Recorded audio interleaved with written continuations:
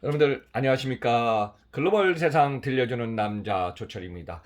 오늘 2021년 1월 27일 수요일 방송입니다. 자, 오늘은 좀 아침 새벽에 오전 방송을 좀 못해 갖고요.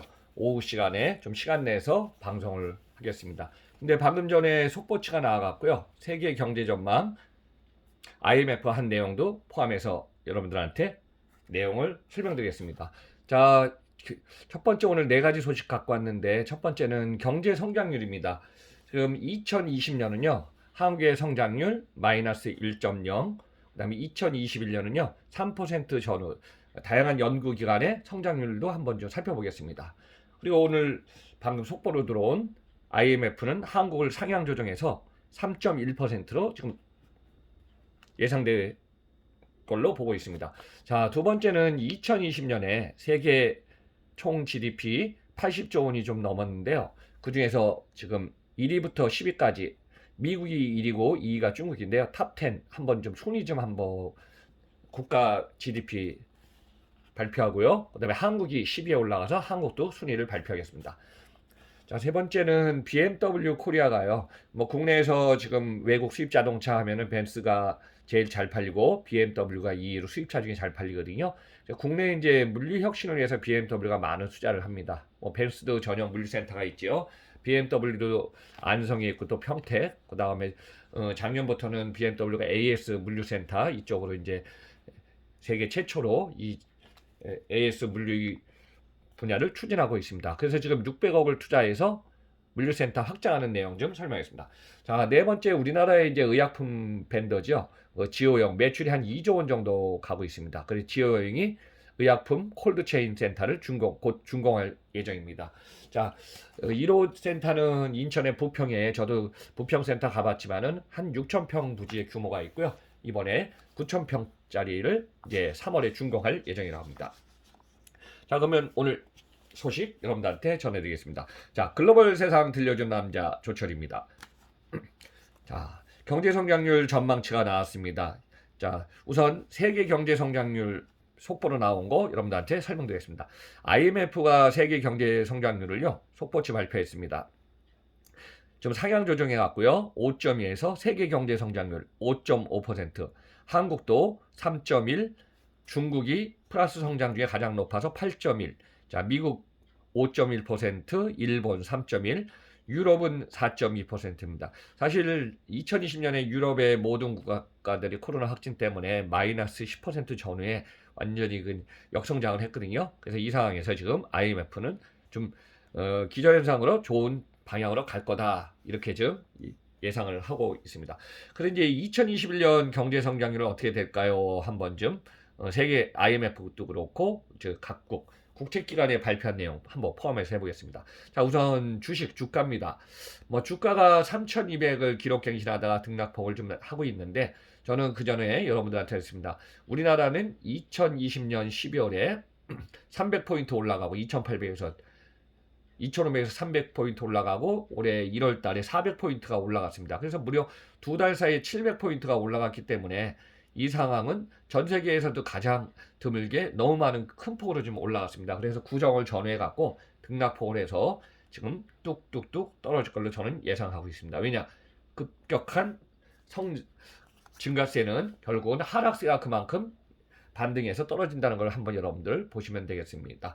자, 그리고 올해 이제 주식이 상승하는 건 맞습니다. 그렇지만은 상승폭이 너무 컸기 때문에 조정 국면에 들어갈 걸로 보고 있습니다.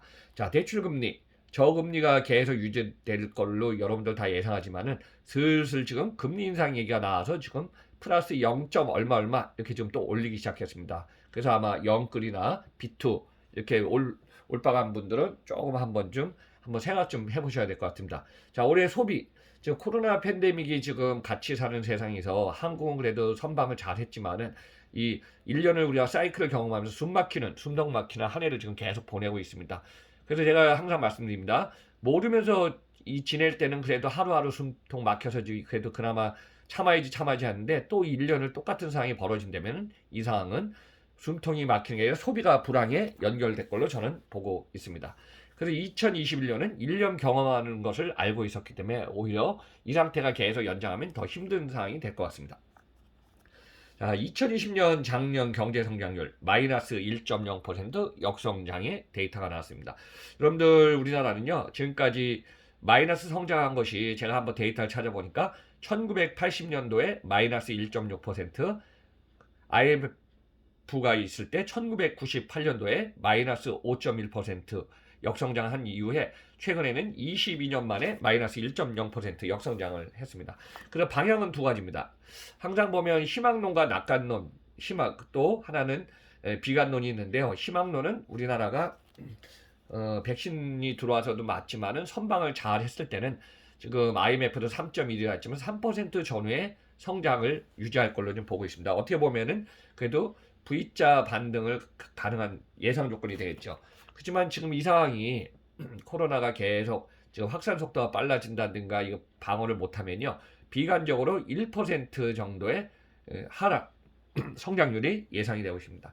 자, 1월 26일 날 기획재정부 발표 한번 보겠습니다. 정부는 3.2%로 전망치를 냈습니다. 주가 상승, 대출금리 하락 등 소비 여력이 뒷받침할 것이다.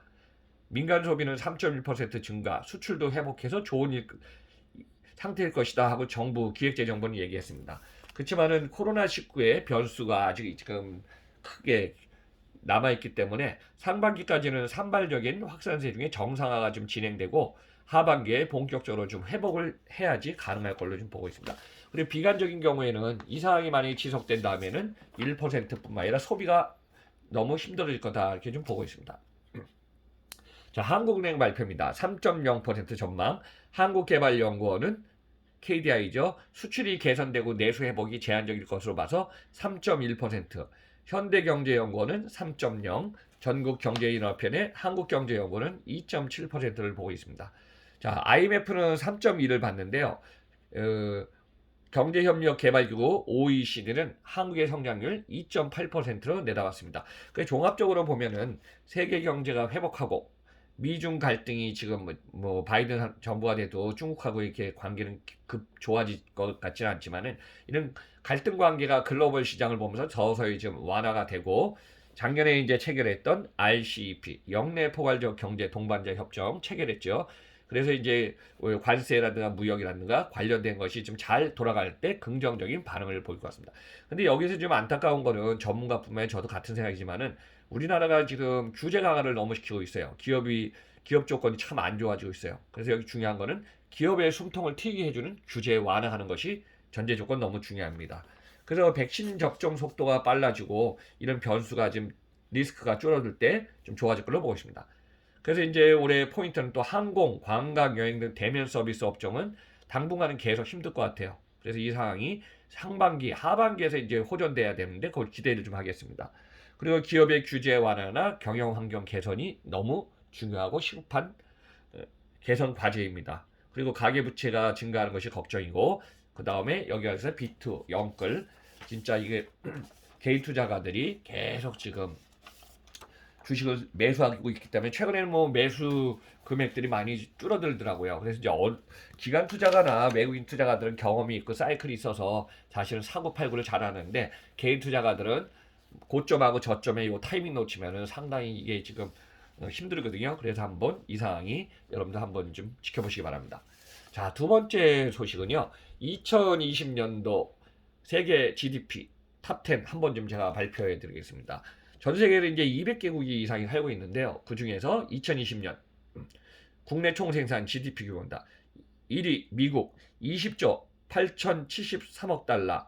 자, 여러분들 줄어보면은 탑10에는 G7 세계 선진국이 들어가 있고요. 인구가 많은 중국하고 2위에 인도가 들어가 있고 우리나라가 거기에 포함되어 있습니다. 그래서 인구가 많은 나라가 있으니까 인구도 제가 한번 같이 여러분들한테 설명했습니다.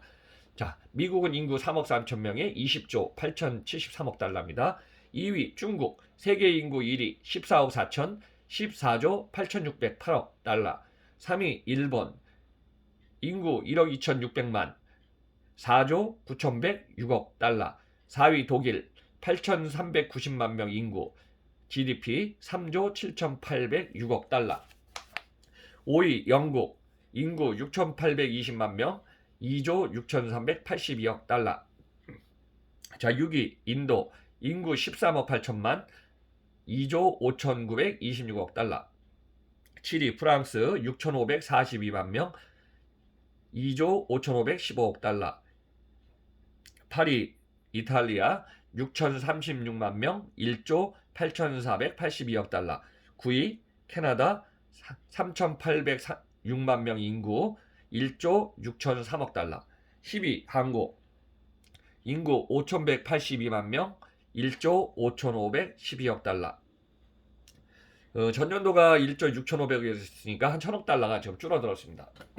그래서 이 상황에서 지금 한국은 2020년 실질 GDP는 1달러 1,180원 기준으로 적용했을 때 1조 5,512억 달러가 됐습니다. 그러니까 한국보다 순위가 2단계 위에 있던 나라가 있었습니다. 브라질, 러시아가 있었는데요. 이 두 나라는 경제 성장률이 역성장이 너무 커갖고 지금 단계가 10위권 밖으로 밀려갔습니다. 그래서 브라질이 1조 3,638억 달러고요. 인구 1억 4천, 러시아가 1조 4,641억 달러입니다. 참고로 브라질은 인구가 2억 1천만 명입니다. 자, 세 번째 소식은요. BMW 코리아가 600억을 투자해서 센터를 확장하기로 했습니다. 자, BMW 그룹의 코리아가요. 2021년에서 23년까지 총 600억 원을 투자해서 평택에 차량 물류센터를 확장하기로 했습니다. 평택 소재 물류센터는요. 고객에게 차량이 인도되기 전에 우리가 보통 최종 품질 검사를 우리는 전문용어로 PDI라고 그러거든요. 그래서 PDI를 실시하는 시설. 그래서 차량 물류센터 규모를 확장해 갔고요. 주차 타워, 고전압 충전 설비 등 시설을 좀 확충하기로 했습니다. 그래서 지금까지 연간 7만 8천 대 수준의 PDI 규모에서요. 하반기에는 12만 대까지 늘어날 전망입니다. 그리고 차세대에 이제 중요한 것이 전기차죠. 그래서 전기차와 플러그인, 하이브리드 모델 수요가 계속 지금 증가하고 있기 때문에 이 수요에 대응해야 되고요. BMW 전기차 i3 기준 연간 7만 대를 갖다가 충전하도록 인프라를 지금 계속 구축하고 있습니다. 전기차에서 가장 중요한 게 뭐냐면 수소차, 전기차 같은 경우는요. 충전소를 많이 둬야 돼요. 그래서 스테이션을 많이 둬갖고 충전을 할 수 있는 장소만 이제 전기차가 이제 많이 팔리지 않습니까? 그래 이거 지금 시급한 걸 갖다가 지금 인프라 확장합니다. 현재 24만 8,769 해외 면적에서요. 23년도에는 약 2배 가까운 44만 2,760 해외로 증가합니다. 차량 보관 대수도요. 11,000대에서 23년도에는 18,000대까지 보관이 가능하고 이미 2016년에요. 250억 원을 투자해 갖고 4,800대 보관 대수를 가지고 있습니다. 근데 이걸 갖다 이제 9,000대 수준으로 계속 늘린다는 예상입니다. 자, 네 번째 소식은요. 우리나라 기업 중에 의약품 벤더죠. 의약품의 이제 회사 지오영이 한 매출 한 2조 원 정도 나옵니다. 지오영 자체만. 근데 그룹까지 따지면 4조 5천억 정도 규모의 큰 회사입니다. 그래서 의약품이 초저온 콜드체인 물류센터를 곧 준공합니다. 그래서 백신 개발 보관 운송 관련해 갖고요. 의약품 콜드체인이 지금 주목받고 있습니다. 그래서 지오영이 콜드체인 인프라를 강화해서 2019년 3월에 충남 천안 백석동에요. 9,000평을 토지를 매입해 갖고 제2허브 물류센터를 착공했습니다. 그래서 2021년 3월에 곧 준공을 지금 앞두고 있죠. 자, 물류센터 최첨단 항온 항습 시스템과 냉장과 냉동의약품 콜드체인 시스템을 구축해 갖고 이전에 인천에 이제 제1허브 물류센터가 있습니다. 6,500평이네요. 이 보유해 갖고 전국에 18개 물류센터를 운영하고 있습니다. 저도 한 몇 년 전에 여기 기존 센터 좀 가봤습니다. 근데 정신없이 돌아가더라고요. 그래서 국내의 제약사를 갖다 대상으로 의약품, 의료기기, 진료기기, 헬스케어 등 물류 서비스를 제공하는 회사입니다. 참고로 제가 이제 매출 규모 탑 3, 탑 4를 갖고 왔는데요. 지금 지오영은 그룹 물류까지 해서 4조 5천억 원의 매출 규모고요. 2019년 기준 지오영이 1조 9,365억 원 매출, 한 23% 전년 대비 늘었네요. 2위 백제약품이 1조 4,294억 원 매출, 9.7% 증가. 3위 줄릭 파마 코리아가 1조 185억 원, 15.1% 증가. 4위가 지오영의 자회사지요. 지오영 네트워크스가 8,966억 원입니다. 그래서 이제 의약품 관련해서 콜드체인 시스템 앞으로 뭐 인구 1인당 GDP가 3만 달러가 이상 되면 제가 항상 말씀드렸지만은 프레시 콜드체인의 시스템가 구축됩니다. 그래서 온도 관리에 민감한 상품들을 많이 팔아야 되고요. 또 앞으로 상품은 상온도 그렇지만 저온 냉장 포함해서 회전율 싸움입니다. 그래서 이제 안전하게 상품을 갖다 우리 고객 앞에까지 갖다 주려면은 빠른 배송의 라스트 마일도 부가가치가 좀 창출돼야 되겠죠. 그래서 이제 글로벌 세상은 이렇게 지금 다양하게 변해하고 가고 있으니까요. 제가 오늘은 글로벌 세상의 경제 성장률, 한국은 3% 전후, 그리고 IMF는 3.1%로 보고 있고 2020년 세계 탑10 GDP에서 한국은 1조 5천억 달러 규모에서 지금 10위권에 진입했습니다. 그리고 BMW 코리아 또 지오용은 차세대 물류센터를 위해서 계속 지금 투자해서 인프라를 확충하고 있습니다. 그래서 여러분들 오늘 이제 5회 방송 드렸으니까 한 번쯤 오늘 내용 참고하시면서 글로벌 세상 들려주는 남자 조철희 박사의 내용을 다양하게 들으시다 보면요. 어느 순간에 글로벌의 다양한 내용을 여러분들은 접하면서 그 내용에 대해서 다양한 정보를 여러분들 한 번쯤 참고하시면 되겠습니다. 자, 오늘은 이것으로 방송 마치겠습니다. 그럼 내일 뵙겠습니다. 감사합니다.